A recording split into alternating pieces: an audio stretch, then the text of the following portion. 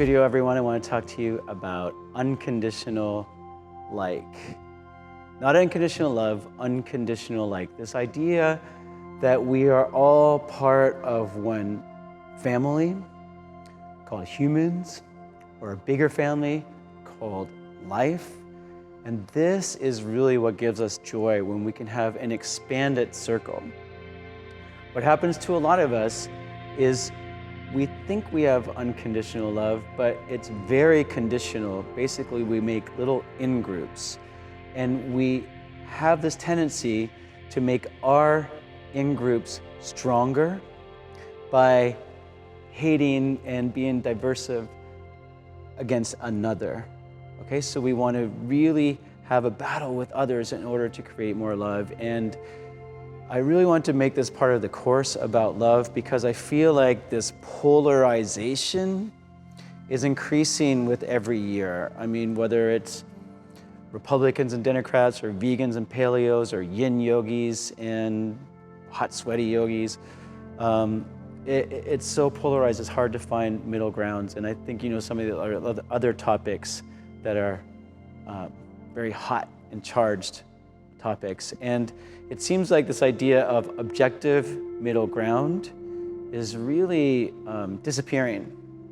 And I feel like yoga can be an amazing tool for it. And I feel like the tools that we've been offering in this course can help. And also, it's just something that's more and more of our life, as I just mentioned. And so I want to make sure that we have the tools of how to deal with it. So unconditional love versus conditional love. We use love so freely. Like, I love chocolate. And I say that all the time, I love chocolate, because I do. But it's very conditional. I like chocolate when it's 80% chocolate. I'm a chocolate snob. And so if it's 80% cacao, I'm into it, but give me a Mars bar and I won't even eat it. I just don't touch it, It's way too sweet for me. And so I have actually conditions for whether I love chocolate or not. And again, we're so much like this in life, where we only love our own in-group. If they're 80% bitter, good, meaning like chocolate. Or if we're a milk chocolate person and they're a milk chocolate person, we bind with them. But those, oh my God, those dark chocolate people, whoa, how could they ever like that? I'm using that as an example of that very not politically charged example, so you can see this.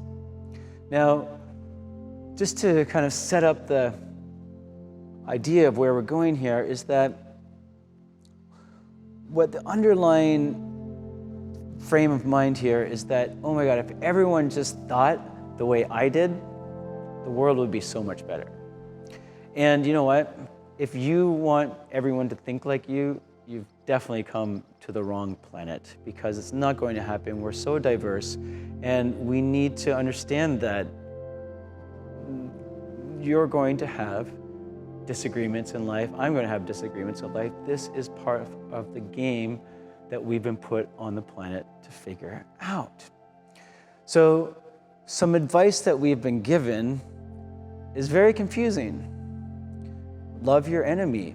I mean, I get what that means, and I have a lot of respect for the source of where it comes from, but I think that it's a hard thing to put into practice, because I see it out there, and I see the arguments on Facebook about different topics, and it's polarized and it's bitter, and I've been involved in these arguments, and you can't sleep.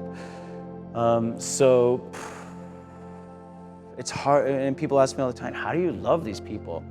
All right, let's just take a little time and chew on that question. What do you actually need to do to love your enemy? And the problem is, again, like we've been talking about in this course so much, is we don't think in terms of degrees. We don't have 50 shades of love. We have love and hate. I love something, I walk around all day, I love this. I love dark chocolate, I hate milk chocolate. I hate too sweet chocolate with caramel. But there's so many different shades in the middle, and the Buddhists figured this out. And I want to give credit where credit's due. I heard Robert Thurman describe this, and I really think it's impactful, and I'd love to share it with you. That according to the Buddhists, there's actually 4 particular shades There's hate, there's not hate, there's like, and there's love. And so there's a whole extreme. It's not like you need to either love or hate people. It's like you can actually not hate them and you can like them. And the problem is when we start hating people, that is brutal. I mean, hate is physiological. We spend a lot of time talking about our energy centers. Basically, take your hand and start punching yourself in the belly over and over and over again. And that is what hate does to yourself with your own thoughts physiologically. And it's like doing this to your heart as well.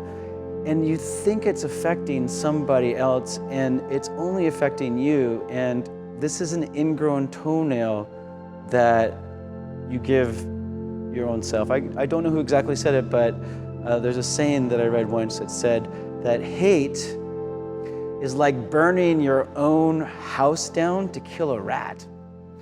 And so much of what we're doing is we're projecting anger on somebody, but we're actually interfering with our own connection to our higher power all the time. So are you still connected to the source of love even when you're in an argument with somebody? Because look, physiologically, everyone, your chances of a myocardial infarction, in other words, a heart attack, goes up 230% when you are experiencing anger. That's what I mean by an ingrown toenail. You are harming yourself. You're shaving years off your own life by hating on another. And the media loves it. They want to keep those remote controls in your hands. They want to keep you scrolling so that you can stay on their feed.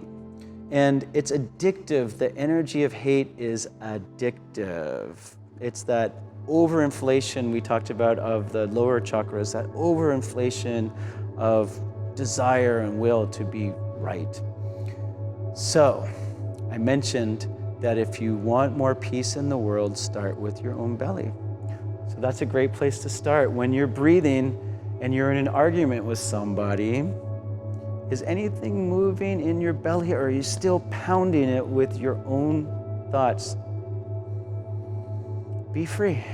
Be free in your belly even when you disagree with people. So physiologically, the tools that we just talked about in our previous lectures, like check in with your settings in your belly, your heart, and your head, and make sure that you have those in a way that's beneficial for you. Because what happens is the arguments bring us so much into our head that we forget about our bodies and we end up harming it in the process. And so I want you to be able to take care of yourself as you disagree with another. Now, to our previous point, you don't have to love them.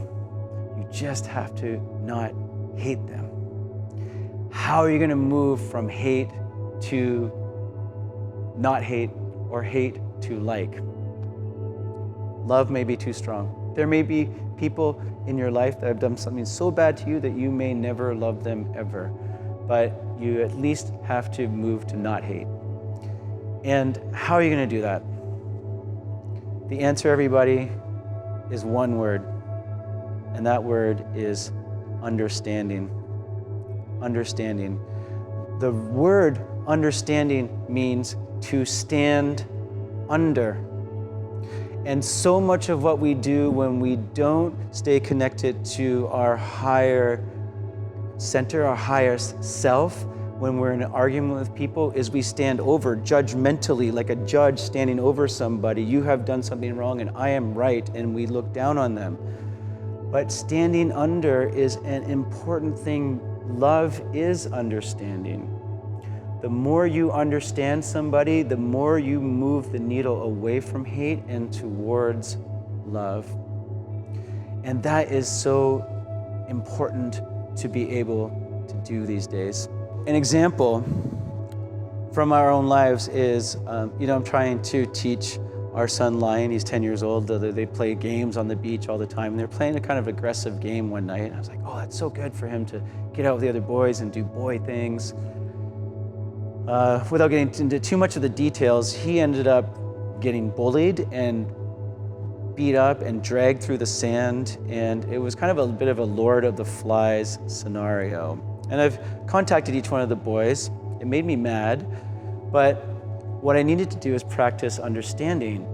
And I know that the fundamental thing that people want in life is to feel part of an in-group. And what these young boys who were playing realized or felt is that if they could all hate on one person and laugh at this person who was being bullied, that they would be better friends. And everyone, as we mentioned, trying to make your in-group stronger by laughing and bullying another in-group is not where it's at.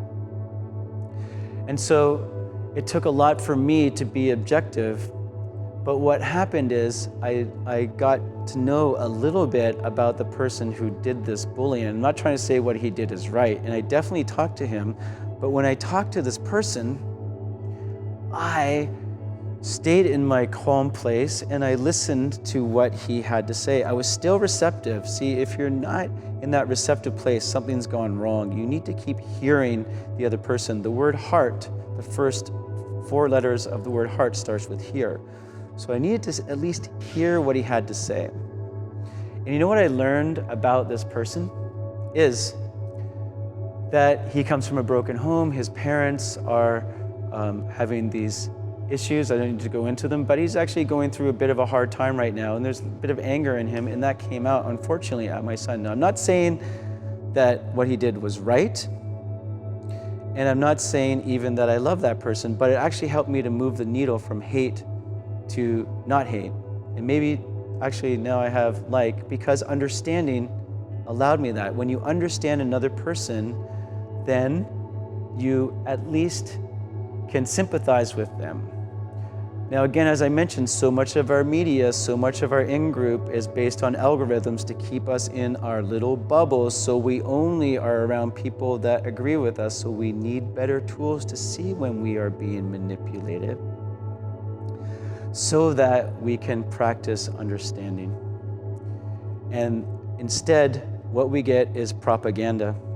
Propaganda is things that specifically don't have an invisible line, which love is, this invisible line to other people, but it's an invisible wall that keeps us in our little walls. And everyone, if we do that, we are missing out because we're not stepping into our gift to be as loving as possible in the planet.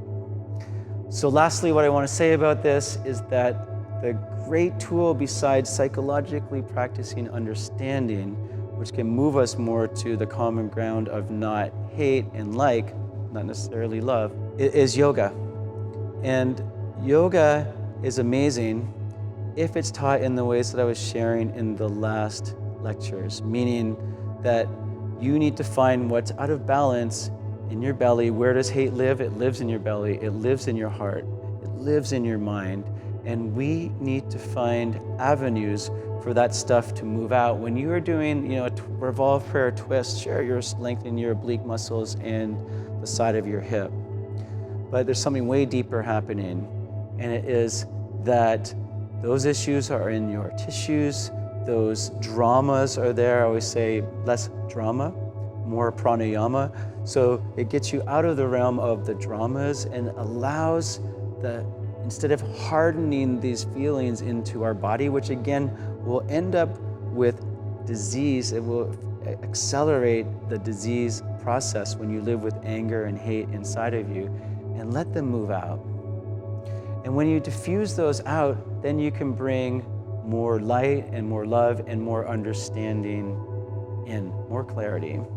So that is the beauty of the yoga practice. And for those of you becoming yoga teachers, I want you to know that we are in an extremely polarized world where we are governed more and more by algorithms that keep like-minded people with like-minded people, not accepting people, not in their in-groups.